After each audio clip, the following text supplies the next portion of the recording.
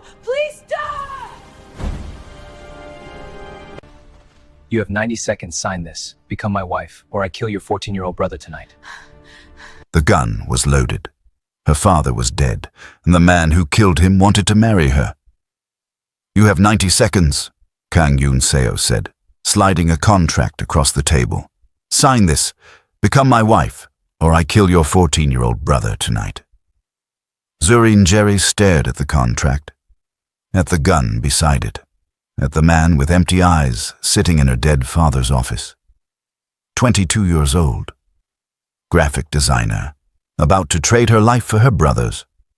Her hands shook as she picked up the pen. Heavy, expensive. The weight of it felt like drowning. She signed 3 times. Yellow tabs, her life ending with each signature. Smart girl, Yoon-seo said. Hey, lovies. Welcome to Afro-Seoul TV, where one signature destroyed everything. You just watched Zuri sign her life away to the man who murdered her father, and you need to know, does she survive 7 months with this Korean killer? Does her brother stay safe? Does she escape or fall for the monster holding the gun? Hit subscribe right now because this is survival, sacrifice, and marrying your enemy to save your family. Between 2 worlds, beyond all borders, love costs everything. Let's see if Zuri makes it out alive. 12 hours earlier, Zuri had been working late at her design studio in Capitol Hill when her father called. His voice was wrong, too steady, the kind of steady before breaking. Come home. Now. She drove to Beacon Hill, found him at the kitchen table, terrified. I borrowed $400,000 from the wrong people. Korean syndicate. I thought I could flip it, pay them back. The investment crashed. Now they want $600,000 by tonight. His voice cracked. I don't have it. Before Zuri could respond, the door opened. 3 men in expensive suits. The youngest, late 30s, sharp-featured, dangerous, looked around their modest kitchen with disgust. Mr. Kang, please, her father started. You've had 7 months, the man said. Calm, cold. I don't extend credit. I make examples. He looked at Zuri. Your daughter is beautiful. How old? 22, Zuri said. And I'm not for sale. Everyone's for sale. He walked to the window, opened it. You have 2 choices, Mr. Njeri. Pay me now, or take the 3rd option.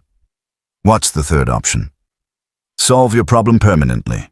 Quick death. Your children live. Or refuse, and I kill them slowly in front of you. Silence.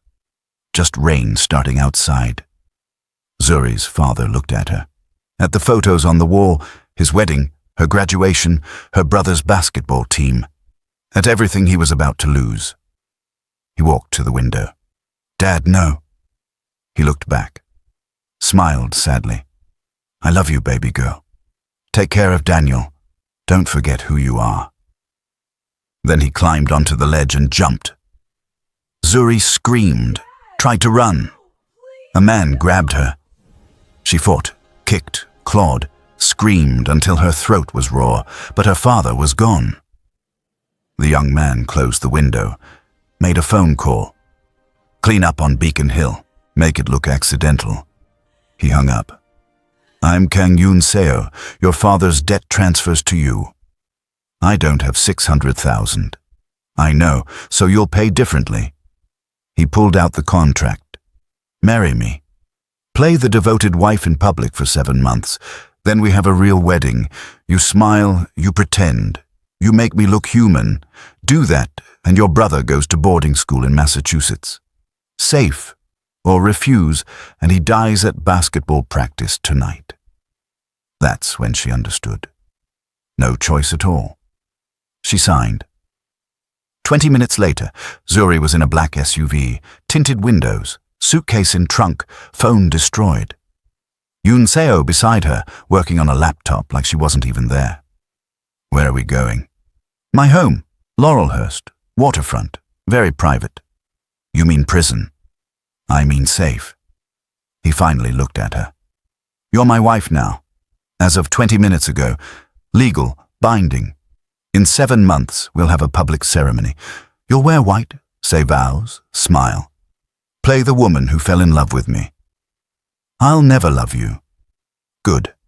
I don't want love. I want appearances. His smile was ice. You're perfect for what I need. Educated. Beautiful.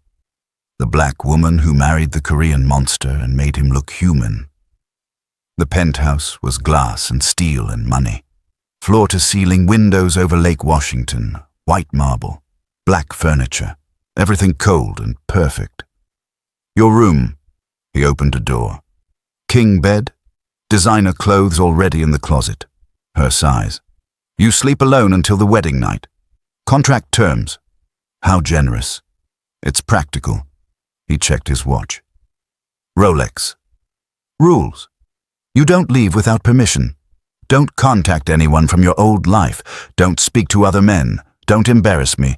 Break them. Your brother gets a call he won't survive. Daniel? Already on a plane to Massachusetts. Full scholarship. He thinks you're traveling for work. He doesn't know about the debt. About me. Never will. Her throat closed. Daniel was safe. That mattered most. Dinner at 7, formal, Korean food. You'll eat it. Smile. Learn to like it. He turned to leave.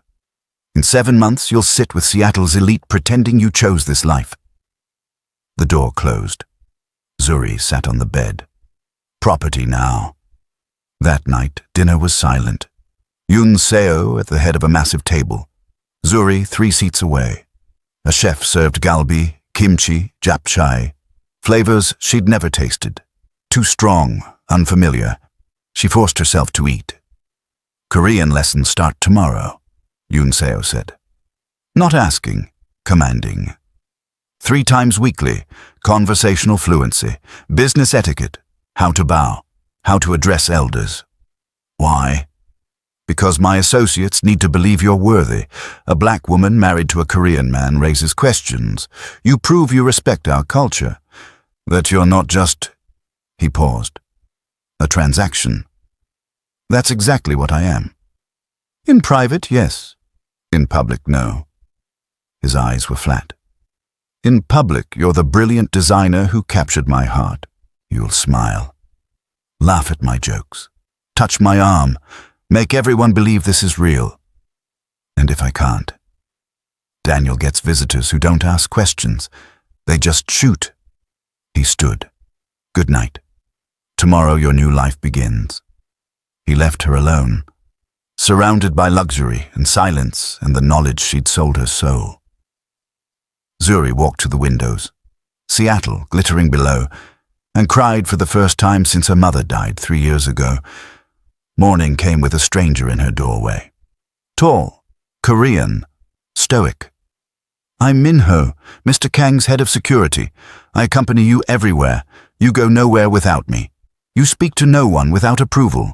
You run, I stop you. Understood? Understood. Mr. Kang is at his office. You have free access to the penthouse, gym, library, terrace. But you don't leave. Korean lesson tonight. 7 p.m.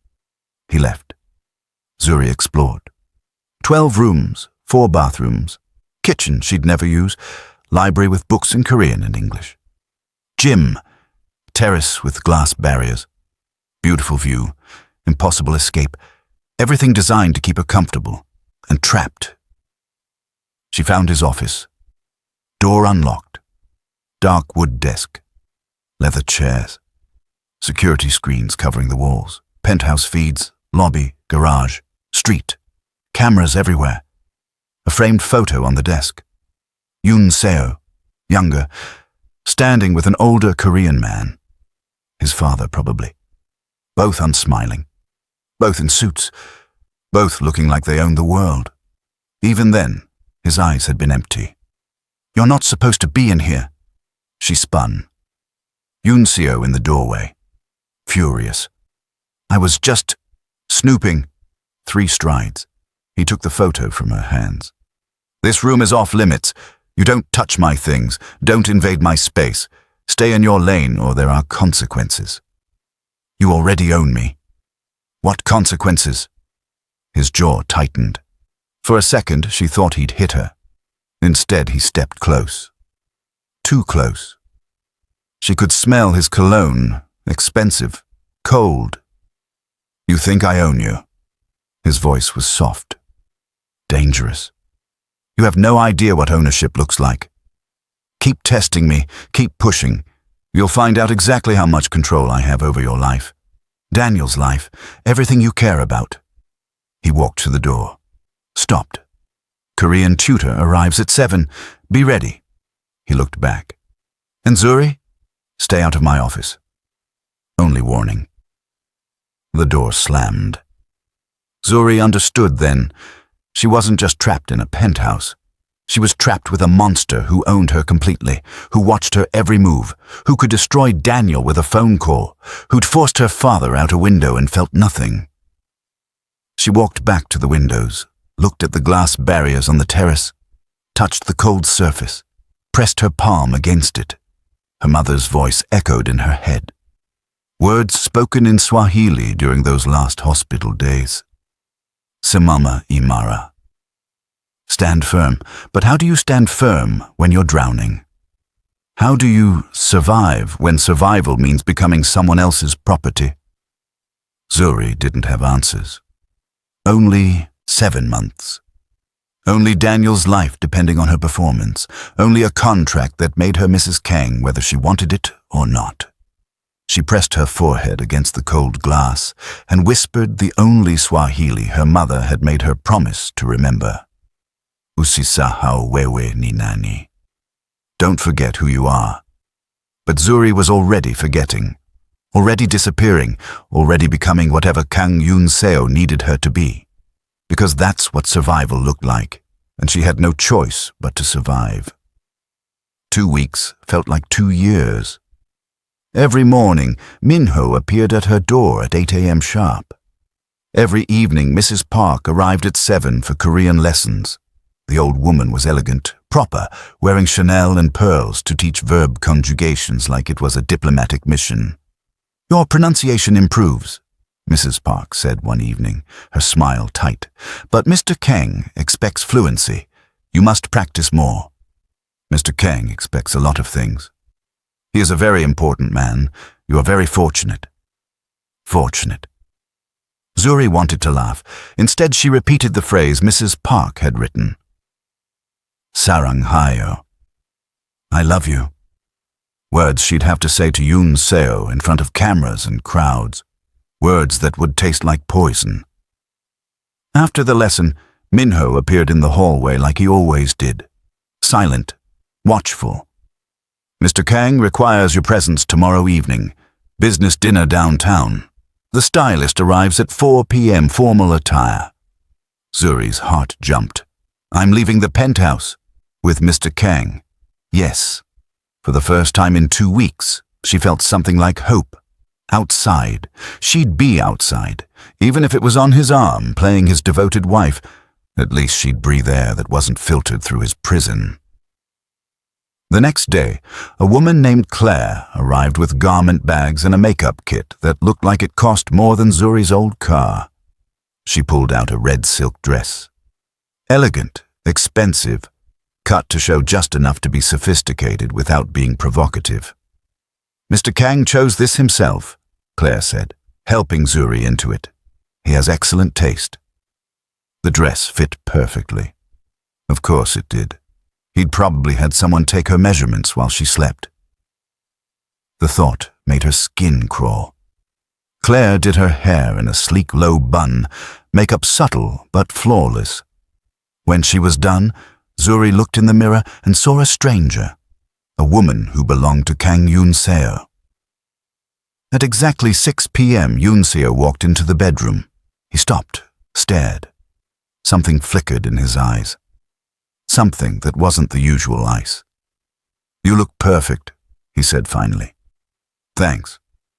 It wasn't a compliment. It was an assessment, like approving a product before shipping. He held out his arm. Custom suit? Tom Ford, probably. He looked like he'd walked out of a magazine. Powerful, untouchable, deadly. Tonight you smile. You laugh when appropriate. You touch my hand when I introduce you. You call me Yobo or Honey depending on the language. You make everyone believe we're in love.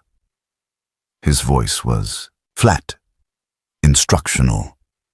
Can you do that? Zuri took his arm. I can act. Good. Because if you can't, Daniel's scholarship gets revoked, and he comes back to Seattle, where accidents happen to teenage boys who ask too many questions. The restaurant was canless, the kind of place where entrees didn't have prices and the waiters knew your name before you walked in. Private room overlooking Lake Union, floor-to-ceiling windows. 6 other people already seated. Korean men in expensive suits, their wives in designer everything. Yoon Seo introduced her with the same script to each person. This is Zurin Jerry, my fiancé. We met at an art gallery opening 8 months ago. She's a graphic designer. Very talented. Lies wrapped in smiles. Zuri shook hands, bowed slightly like Mrs. Park had taught her, said nice to meet you in Korean with the proper formal ending. The men looked impressed, the wives looked skeptical. One of them, Mrs. Choi, mid-40s, wearing diamonds that could fund a small country, leaned close during the appetizer course. How did you really meet Yoon Seo? Zuri felt his hand on her thigh under the table. Pressure. Warning. At a gallery in Pioneer Square, she said, keeping her voice light. I was there for work. Client event. He was there looking at a Kahinda Wiley piece. We started talking about the artist's use of power and representation. He asked for my number. And you said yes? To a stranger? He was charming. Zuri placed her hand over Yoon Seo's on the table. The touch made her want to vomit. Still is. Mrs. Choi's eyes narrowed. How progressive, an interracial couple. Very modern of you both. The words hung in the air like a slap disguised as a compliment. Zuri felt Yoon Seo's grip tighten on her hand, but his voice stayed smooth. Zuri's heritage is one of the things I admire most. She brings perspective I'd never have otherwise. Challenges me. Makes me better. Translation. She's useful. She makes me look evolved. Dinner continued. Business talk in Korean Zuri couldn't follow yet. Laughter at jokes she didn't understand. Yoon Seo's hand never left hers. Possessive, performative, claiming her in front of everyone. By dessert, her face hurt from smiling. In the car afterward, Yoon Seo was silent for 10 minutes. Then, you did well. Thanks. Mrs. Choi will tell everyone you're legitimate. That matters. People listen to her. Glad I passed inspection. You did more than pass. He glanced at her. You convinced them, even the ones who wanted to doubt. That's valuable. Valuable. Zuri stared out the window at Seattle passing by. Her city. So close. So impossibly far. Is that all I am to you? A valuable asset? You're my wife. That makes you invaluable. He said it like it was obvious. Like ownership and value were the same thing. Everything I have protects you. Everything I do keeps you safe. That's more than most women get. Most women get to choose. Choice is overrated. Safety is practical. The SUV pulled into the underground garage. You're safer with me than you'd ever be alone. Remember that. 4 days later, Zuri woke to find a package on her nightstand. No note, just expensive wrapping paper and a small box. Inside, a book. Korean folk tales. Stories of love, loss, and transformation. Hardcover. First edition. Beautiful. She opened it. On the first page, someone had written in perfect handwriting, "Every prison has windows. Some let in light." No signature. But she knew. That afternoon, Minho appeared at her door. "Mr. Kang says you may leave the penthouse today. 2 hours. Supervised. Where? Your choice. Within Seattle proper." Zuri chose the Seattle Art Museum. She hadn't been since before her father died, hadn't touched her sketchbook, hadn't thought about design, hadn't been herself. Minho followed 3 steps behind as she wandered through galleries, the smell of paint and canvas and possibility. She stopped in front of a Kehinde Wiley painting, a black man in royal robes, powerful and regal against an ornate background of flowers. The juxtaposition of power and beauty, the reclamation of space historically denied. She stood there for 10 minutes, just breathing, just being. Beautiful, isn't it? Zuri turned. A man, white, mid-30s, friendly smile, tourist camera around his neck. Yeah, Wiley's incredible. You know his work? I'm a designer, or I was. She caught herself. I mean, I am. I just haven't been working lately. Taking a break. Something like that. I'm Ben, from Portland. Just visiting for the weekend. Zuri, I'm... Minho stepped between them. We're leaving. Wait, I was just... Now. Minho's hand was on Zuri's arm, firm, unyielding. Ben called after them. Hey, I was just being friendly. But Minho didn't stop until they were in the car, engine running, pulling away from the museum. Yoon Seo was waiting when they got back, standing in the foyer, arms crossed, furious. You spoke to a man. He was a tourist. He was being nice. You don't speak to men. His voice was ice and fire. You don't smile at them. You don't engage. You're mine, Zuri. Everyone in this city needs to understand that. I'm not property. Yes, you are. He stepped closer. You think that contract was symbolic? You think I let you out today because I'm generous? I was testing you, seeing if you'd obey, and you failed. I didn't do anything wrong. You smiled at another man, started a conversation, made him think you were available, interested. His eyes were black fire. Next time I don't send Minho to retrieve you. I send someone to visit him. Permanently. Do you understand what I'm saying? Zuri's breath caught. He meant it. He'd kill a random tourist for talking to her. I understand, she whispered. Good. He turned to leave. Stopped. The book. Did you read it? Not yet. There's a story in there. The Tiger's Bride. About a woman who learns to survive by understanding the beast that captured her, by seeing past the monster to the man underneath. He looked back. I thought you'd appreciate the metaphor. Then he was gone. And Zuri understood. The book wasn't a gift. It was a lesson. Learn to see him as human, or die trying. 3 weeks into captivity, everything changed. The gala was at the Four Seasons. Black tie, Seattle's elite, politicians, tech CEOs, old money families, 500 people who moved the city with phone calls and checkbooks. Zuri wore emerald green, diamonds at her throat, borrowed from Yoon Seo's vault, heavy and cold like a collar. Her hair was up. Makeup perfect. Smile practiced until her cheeks ached. Yoon Seo's hand stayed on her lower back all night, possessive, protective, branding her. That's Governor Martinez, he murmured as they moved through the crowd. Seattle's police chief. The woman in red is Judge Nakamura. The man by the bar runs Amazon Web Services. These people run Seattle, and they all owe me something. What do they owe you? Favors. Silence. Solutions to problems they can't solve legally. His smile was sharp. I make inconvenient things disappear. I connect people who shouldn't be connected. I move money where regulations say it can't go. I'm the man they call when democracy becomes inconvenient. Zuri's stomach turned. And I'm what? You're proof you're human? Exactly. His hand tightened on her back. You're my redemption arc. The beautiful black woman who saw past my reputation, who fell in love despite everything. You're why they think I'm capable of feeling. Without you, I'm a monster. With you, I'm a man who deserves his power.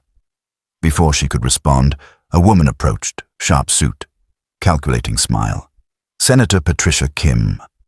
Yoon Seo, It's been too long. Senator, he shook her hand. This is my fiancée, Zuri Njeri. The senator's eyes swept over Zuri, assessing, cataloguing, judging. Lovely. When's the wedding? 3 months, Yoon Seo said smoothly. Intimate ceremony. Close family only. I'm sure it'll be beautiful. The senator's smile didn't reach her eyes. Yoon Seo always had impeccable taste in acquisitions. Acquisitions, not partners, not loves. Acquisitions. The conversation shifted to politics. Campaign donations, legislation pending in Olympia. Zuri tuned out until she felt it. A shift in the room, a change in air pressure.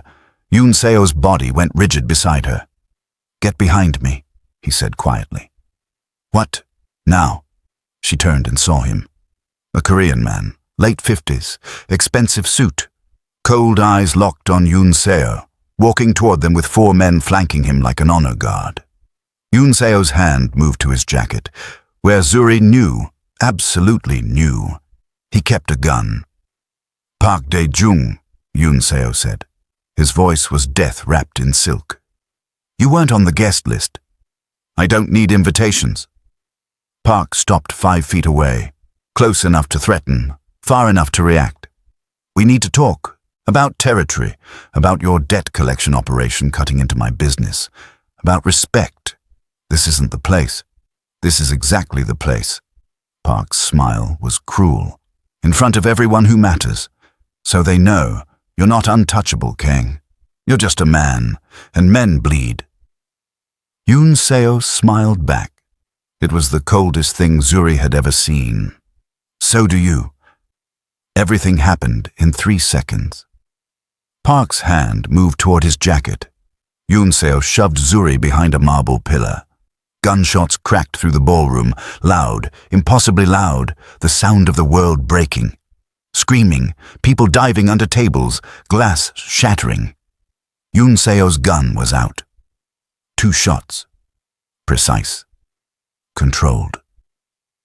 Park went down, blood spreading across his white shirt like a blooming flower. Then Minho was there, grabbing Zuri, dragging her toward an exit.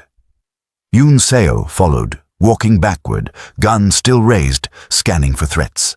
They hit the stairwell, ran down 6 floors, burst into the underground garage where black SUVs waited, engines running, doors open. Get in, Yoon Seo commanded. Zuri's hands shook too hard to open the door. He did it for her, pushed her inside, climbed in after. The SUV peeled out before the door closed. Safe house, Yoon Seo told the driver. Then to Zuri, are you hurt? She shook her head, couldn't speak, couldn't breathe, couldn't process what just happened. Look at me. He grabbed her face, forced eye contact. Are you hurt? No. Good. He let go, pulled out his phone, started making calls in rapid Korean. Orders, threats, a man starting a war with phone calls. Zuri realized she was crying, didn't remember starting. The safe house was 2 hours north. San Juan Islands, accessible only by private boat, stone and glass, isolated, surrounded by water and forest and silence. Minho swept the house. Other guards took positions outside. Yoon Seo led Zuri to a bedroom on the 2nd floor, windows overlooking dark water. You're safe here, he said. No one knows about this place. Safe, she laughed. It sounded hysterical. You just killed a man in front of 500 people. I killed a man who was about to kill me. And you. His voice was flat. Park's been moving on my territory for months. Tonight was his play. He failed. Now his organization falls and I absorb what's left. That's how this works. This is insane. This is my world. The world you married into? He turned to leave. I didn't marry you. I signed a contract because you threatened to kill my brother. Yoon Seo stopped, turned back, and for the first time since she'd met him, something cracked in his mask. Something raw and true and terrifying. You think I don't know that? His voice was quiet now. Dangerous. You think I don't see how you look at me, like I'm a monster, like you'd rather die than breathe the same air. You are a monster. Yes, no denial, no excuse. I've killed men, destroyed families, built an empire on blood and fear, and money laundered through tech companies. I'm everything your mother would have warned you about. He stepped closer. But here's what you don't understand, Zuri. Out of every option I had, every way I could have collected your father's debt, I chose this. I chose you. Because I'm useful. Because you're the only real thing in my life. His eyes burned. Every person I meet wants something. Money, power, protection. They smile and lie and plan how to destroy me. But you don't pretend. You look at me and see exactly what I am. And I can't stop thinking about keeping you safe, about making sure no one touches you. When Park pointed that gun toward you tonight, I felt something I haven't felt in 20 years. Fear. Real fear. Because if he'd hurt you, you would have lost your investment. I would have burned Seattle to the ground. His voice cracked. Raw. You're not an investment. You're the only person who makes me feel human. The only one who doesn't bend or break. And that makes you... He stopped, turned away. That makes you everything. Silence. Just waves hitting rocks outside. I didn't ask for this, Zuri whispered. I know. He walked to the door. But you're here, and I'm not letting you go. Not in 3 months, not ever. Because you're mine. And I protect what's mine. The door closed, and Zuri sat on the bed, shaking, trying to understand why her heart was pounding for all the wrong reasons. They stayed at the safe house for a week.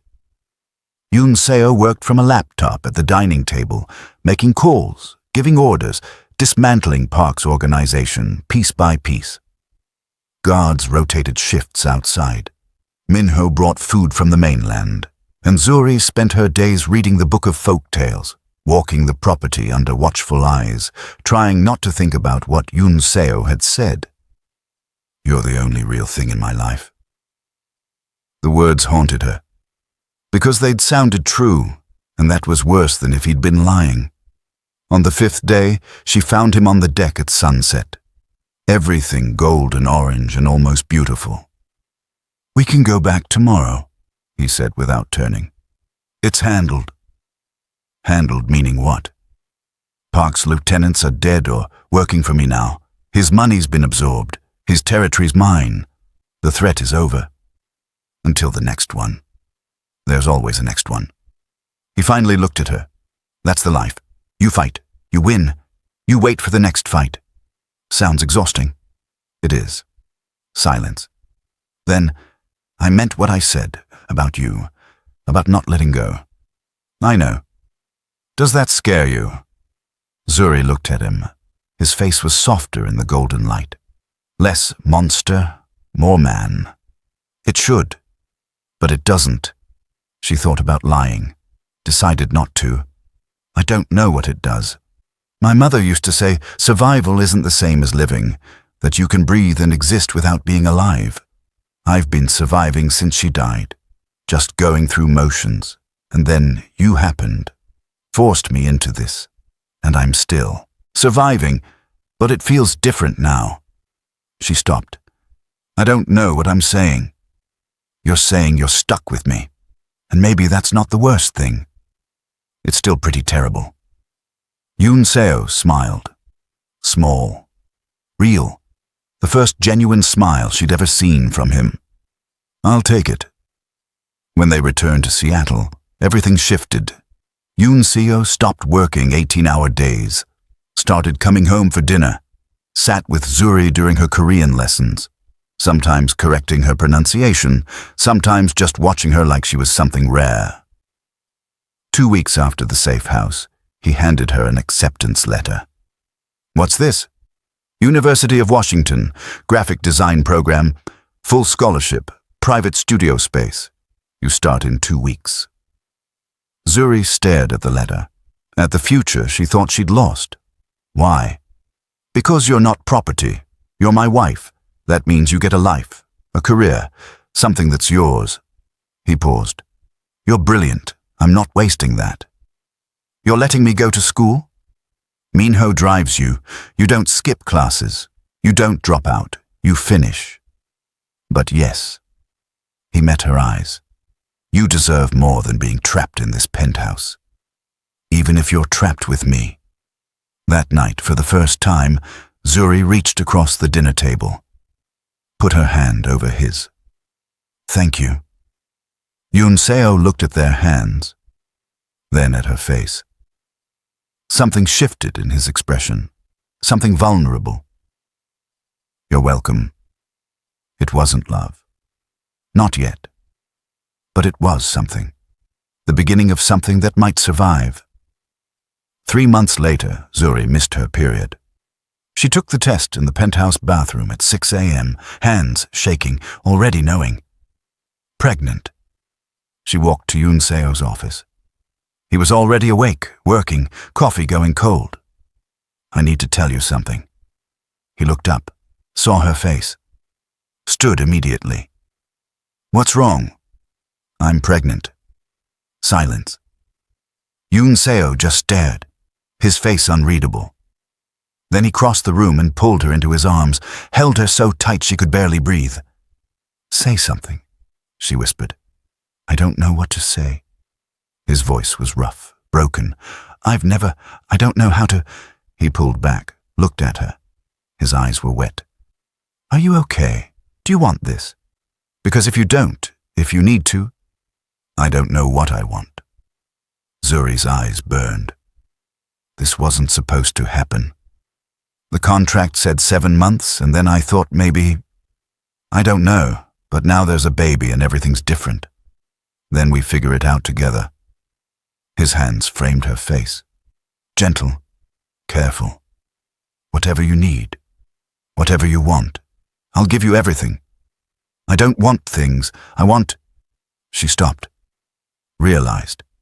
I don't want to be alone in this. You're not alone. You'll never be alone again. He pressed his forehead to hers. I swear, I'll be everything you need, everything our child needs. I'll try to be better. Human. I'll try. She kissed him. First time. Soft and careful and terrifying. Yunseo froze, then kissed her back, desperate and gentle and real. When they broke apart, Zuri whispered, This doesn't mean I've forgiven you, for my father, for the contract, for any of it. I know. He smiled, that small, real smile. But it's a start. The pregnancy was hard, morning sickness that lasted all day, exhaustion that made her miss classes. Yunseo hovering like she might shatter, but he was there, every doctor's appointment, every 3 a.m. craving, every moment she needed him. The baby was a girl. They named her Mi-sun, beautiful and good. She was born in April, with Yunseo's dark hair and Zuri's brown eyes and lungs that could wake the entire hospital floor. Yunseo held her for the first time and cried, actually cried. Tears streaming down his face while he stared at his daughter like she was a miracle he didn't deserve. She's perfect, he whispered. She's absolutely perfect. Zuri watched him, this man who killed without hesitation, who built empires on blood, become soft, become gentle, become a father. Yeah, she said quietly. She really is. That night, with Mi-sun sleeping in a bassinet beside the hospital bed, Yunseo took Zuri's hand. I love you. Simple, direct, true. I know I'm not supposed to. I know this started as a transaction, but somewhere between the contract and now, I fell in love with you. And I need you to know that, even if you don't feel the same, even if you never do. Zuri looked at him. At this man who'd forced her into marriage, who'd threatened her brother, who'd killed in front of her, this man who'd also protected her, enrolled her in school, held her hair while she vomited, learned to change diapers like his life depended on it. I don't know if I love you, she said honestly, but I don't hate you anymore. And maybe that's enough for now. It's more than enough. Over the next 2 years, life became almost normal. Zuri finished her degree, started working at the Seattle Art Museum as a designer, built a career that was hers. Mi-sun grew into a toddler, bright, loud, fearless, speaking both English and Korean before she was 2. Yoon-seo slowly transitioned his businesses. Less criminal, more legitimate. He couldn't leave completely. Too many people depended on him, too many enemies would see it as weakness, but he pulled back. Delegated the dangerous work. Focused on data stream and real estate and investments that didn't require bloodshed. They weren't perfect. Zuri still woke up sometimes remembering how this started. Still felt trapped on bad days. Still wondered what her life would have been without the debt, without the contract, without him. But then Mi-sun would laugh, or Yoon-seo would look at her like she hung the moon. And Zuri would think, maybe this was enough. Maybe survival could become something more if you gave it time. On a Tuesday morning when Mi-sun was 2, Zuri was making breakfast when her phone rang. Unknown number. Hello? Z? A voice she hadn't heard in 2 years. It's me. Her heart stopped. Daniel? Yeah, I'm sorry I haven't called. They told me you were traveling and I shouldn't bother you, but I miss you. And I'm coming home for Thanksgiving break and I wanted to see if we could... Zuri's hands shook. You can't come to Seattle. What? Why not? It's complicated. I'll come see you, Boston. I'll fly out. But Daniel, you can't come here. Are you in trouble? Z, what's going on? I'm fine, I promise. I'm married now. I have a daughter. Everything's good. I'll explain when I see you, okay? Silence. Then, you're married? To who? When did this happen? I'll tell you everything. Just trust me. Don't come to Seattle yet. She hung up, turned around. Yoon-seo was standing in the doorway. He'd heard everything. He wants to come home, Yoon-seo said. I told him not to. He's your brother. You miss him. He misses you. Yoon-seo walked to the window, looked out at the lake. Bring him here. For Thanksgiving. Let him meet me soon. Let him see you're safe. He'll ask questions. Then we'll answer them. Together. He turned back. He deserves to know his sister is alive and well, that she has a family, that she's... He paused. That she's happy, even if it's complicated. He'll hate you. Probably. But he'll know you're safe. That's what matters. Thanksgiving was tense. Daniel arrived looking older, taller, suspicious. Harvard had sharpened him, made him watchful. He took one look at the penthouse, at Yoon-seo, at the guards, and Zuri saw him understanding immediately. This is him, Daniel said quietly.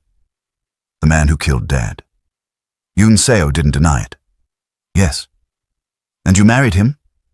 I didn't have a choice, Zuri said. He would have killed you. I signed the contract to keep you safe. Daniel's jaw tightened. He looked at Yoon-seo.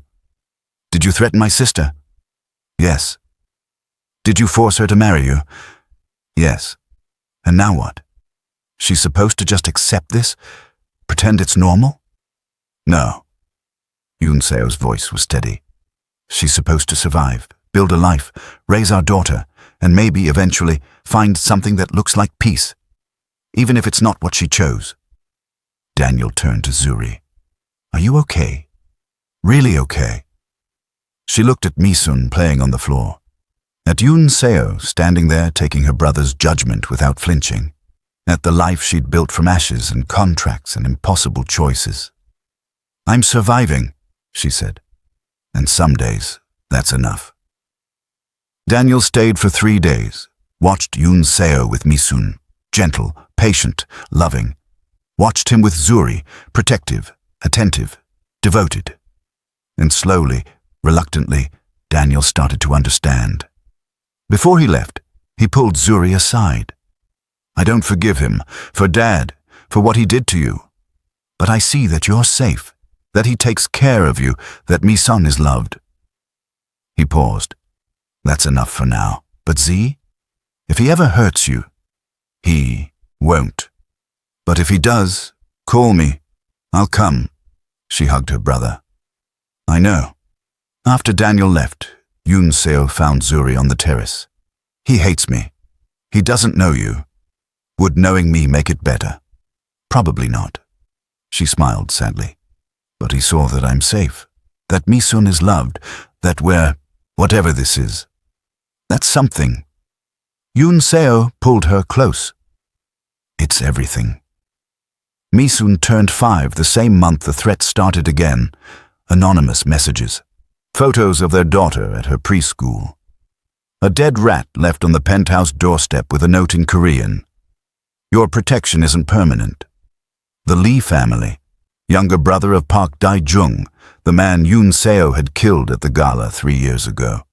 Lee Ji-hyun had been quietly building power, waiting for the right moment to strike. That moment was now. I need to meet with him, Yoon Seo said over breakfast, while Mi-sun drew pictures at the table, oblivious. End this before it escalates. No. Zuri's voice was sharp. Every time you meet with these people, you come back bleeding. Or not at all. If I don't meet him, he'll keep coming. He'll target Mi-sun. You, I can't... His jaw tightened. I can't risk that. Then let me come with you. Absolutely not. Why? Because I'm property you need to protect. She leaned forward. I'm your wife, Yoon Seo. We're a team now. If you're walking into danger, I walk with you. We face it together. He stared at her. Something shifted in his eyes. Recognition. Respect. You've changed. So have you. She reached across the table. Took his hand. We do this together. Or not at all. The meeting was at a warehouse in So-do, neutral territory. Yoon Seo brought Min-ho and 2 other guards. Lee brought 4. They faced each other across an empty space that smelled like oil and rust and coming violence. Lee Ji-hyun was younger than his brother had been, early 40s, hungry, angry. You killed my brother, Lee said. No preamble. In front of everyone. Made him look weak. Made our family look weak. Your brother tried to kill me first, Yoon Seo replied. Voice calm. I defended myself. That's the game. He played. He lost. And now I'm here to even the score. Lee's hand moved to his jacket. Everything happened fast. Lee pulled a knife. Lunged. Yoon Seo moved, but not fast enough. The blade caught him in the side. Deep. Zuri screamed. Min-ho's gun was out. Shots fired. Lee went down, his men went down, and Yoon Seo collapsed, blood spreading across his white shirt like spilled wine. Call an ambulance. Zuri dropped to her knees beside him, pressed her hands to the wound, blood everywhere. Too much blood. Stay with me. Yoon Seo, stay with me. His eyes were unfocused. Mi-sun? She's safe. Min-ho's sister has her. Focus on me. Stay awake. I'm sorry. His voice was fading. For everything. For your father. For forcing you. For... Shut up. You're not dying. You don't get to apologize and die. You stay. She pressed. Harder. Her hands were red. Shaking. You stay with me, you hear me. Mi-sun needs her father. I need... Her voice broke. I need you. The ambulance arrived 6 minutes later. Felt like 6 hours. Harborview Medical Center. Surgery. 4 hours of Zuri sitting in a waiting room with blood on her hands. Literal blood, dried and brown, while doctors worked to save the man who destroyed her life, and then somehow became her life. Min-ho sat beside her, silent, solid. When she finally broke down, sobbing into her blood-stained hands, he didn't say anything, just sat there. Present. The surgeon came out at midnight. He's stable. The knife missed major organs by centimeters. He's lucky. Very lucky. Zuri laughed. It sounded hysterical. Lucky, right. She sat by his bed for 2 days, holding his hand, watching monitors beep, praying to a god she wasn't sure she believed in anymore. When he woke up, the first thing he said was, "Me son?" "Safe. With Daniel, actually." He flew in when he heard. "You?" "I'm here." She squeezed his hand. "I'm right here. I thought I was going to die. You almost did." Tears ran down her face. "You scared the hell out of me." "I'm sorry." "Stop apologizing. Just..." She leaned down, kissed his forehead. "Just don't leave me. Don't leave us. We need you." His eyes were wet. "I love you." And this time Zuri heard herself say, "I love you too." The words shocked her, because they were true. Somewhere between the contract and the penthouse and the baby and the blood, she'd fallen in love with her captor, with the monster who'd become a man, with the husband she'd never chosen but couldn't imagine losing. It was fucked up, complicated, wrong in every way that mattered. But it was true. Recovery took months. Yoon Seo was weak, frustrated, vulnerable, and during those months, he made decisions. "I'm done," he told Zuri one night. "Really done. No more criminal ties. I'm selling everything to the families who want it, keeping only the legitimate businesses, data stream, real estate, clean money, clean life. They'll see it as weakness." "I don't care." He looked at me son sleeping in her bed down the hall. "I almost died, and all I could think about was her growing up without a father, you being alone. What the hell am I holding on to? Power, control. It's not worth it. Not anymore. What do you want? Time. With you. With me, son. I want to be the man she thinks I am. The good one. The one who doesn't have blood on his hands." He looked at Zuri. "Help me be that man." "Okay." The transition took a year. Yoon Seo systematically dismantled his criminal empire, paid off debts, severed ties, built walls between his past and future. Some people took it well, others didn't. But Min-ho and his team handled the ones who didn't quietly, permanently. By the time Mi-soon turned 7, Kang Yoon Seo was just another tech CEO. Rich, powerful, boring, safe. Life became mundane. School runs, birthday parties, family dinners. Yoon Seo teaching Mi-son Korean and mathematics. Zuri getting promoted to senior curator at the museum. They talked about another baby. Decided to try. On their 5th anniversary, 5 years since that contract, 5 years since everything changed, Yoon Seo took Zuri to dinner at Canlis, the same place he'd first paraded her in front of his associates like a prize. He handed her an envelope. "What's this?" "Open it." Legal documents, asset transfers. Half of everything Yoon Seo owned, the businesses, properties, investments, accounts, now in Zuri's name. Joint ownership. Equal partners. "I don't understand." "It means you're not dependent on me. It means if you want to leave, you can. You have enough money to take Mi-son anywhere. Start over. Build whatever life you want." His voice was steady. "It means I'm not holding you hostage anymore." Zuri stared at the papers, at the freedom she'd wanted for 5 years. Right there, real, legal. "Why now?" "Because I love you. And love isn't possession, it's choice." He took her hand. "I want you to choose me. Not because you're trapped, not because you're scared, but because you want to. And if you don't, if you take these papers and walk away tomorrow, I'll understand. I'll let you go.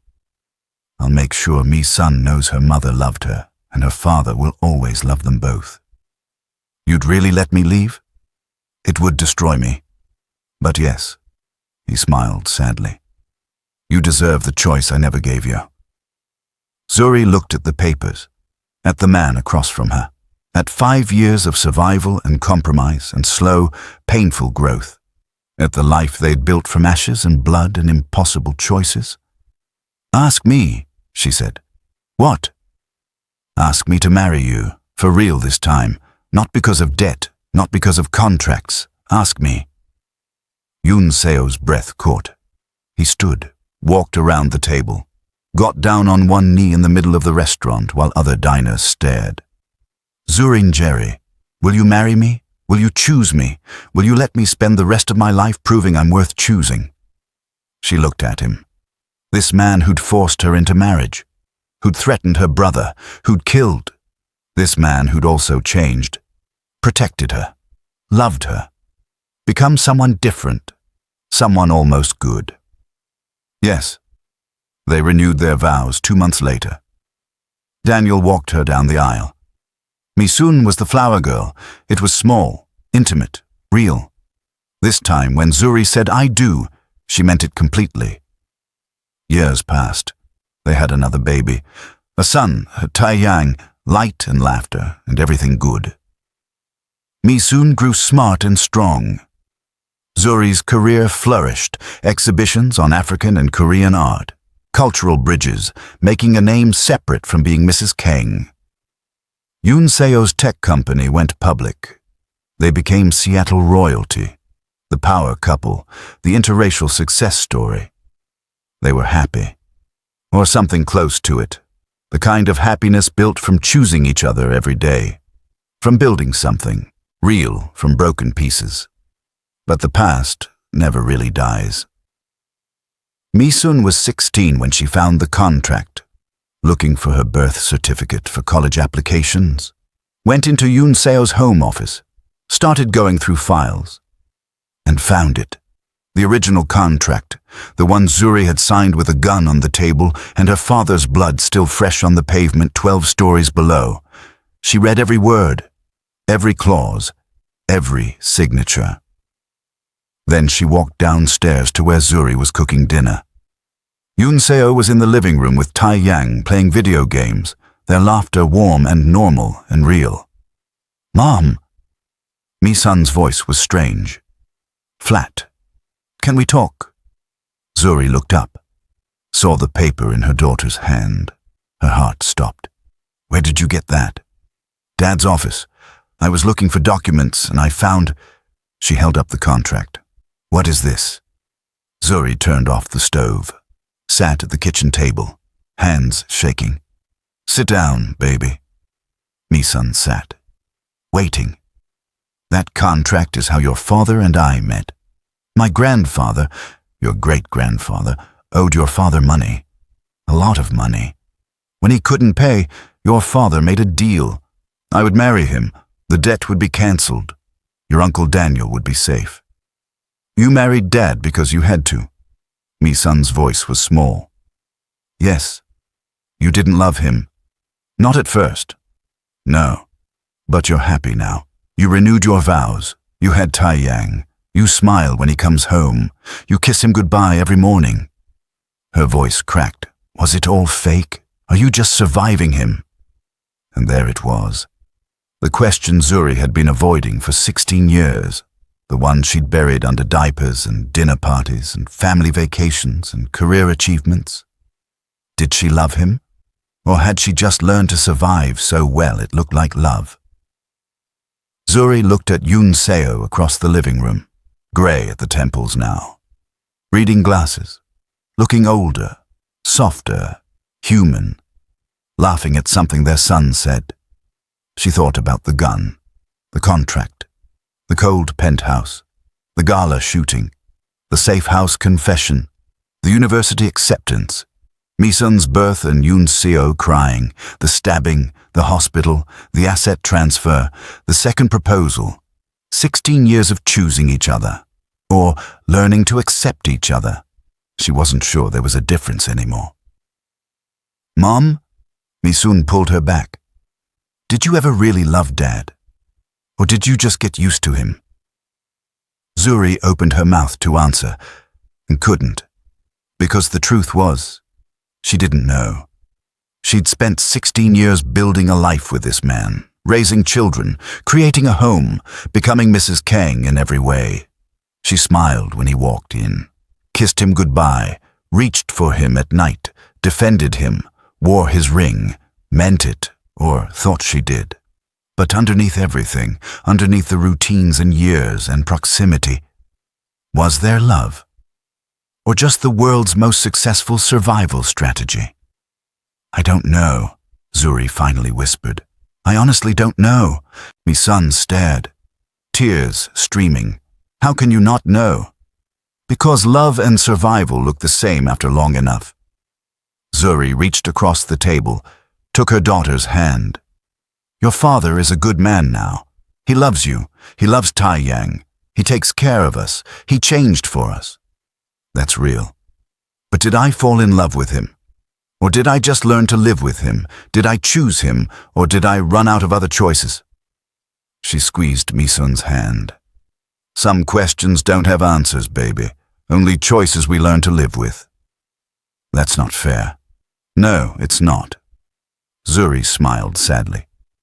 But it's the truth. Mi-sun looked at the contract, at her mother, at her father playing with her brother. Does Dad know that you don't know? I think so, and we choose each other anyway, every day.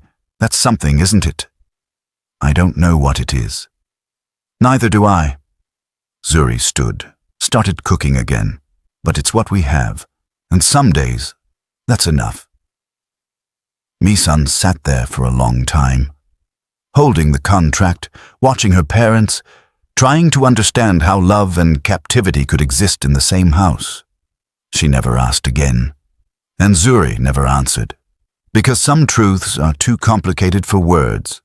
Some stories don't have happy endings or sad endings, just endings that feel like both. Just people who stay because leaving is harder. Just love that might be real or might be the most beautiful cage ever built. And Zuri Njeri, wife, mother, curator, survivor, lived in that uncertainty for the rest of her life. Never quite sure, never quite free, never quite trapped. Just choosing, every day, to stay. Hey, lovies. Thank you for staying until the end of this journey with Zuri and Yoon Seo. You watched her sign a contract at 22 to save her brother and spend 16 years wondering if she ever truly escaped it. Some of you will say she fell in love. Some will say she just survived so well it looked like love. The truth? Maybe it's both. Maybe love born from force can still be real. Maybe survival and devotion are the same thing. What do you think? Did Zuri ever truly love Yoon Seo? Or was she the best prisoner the world has ever seen? Drop your thoughts in the comments because I need to know what you think.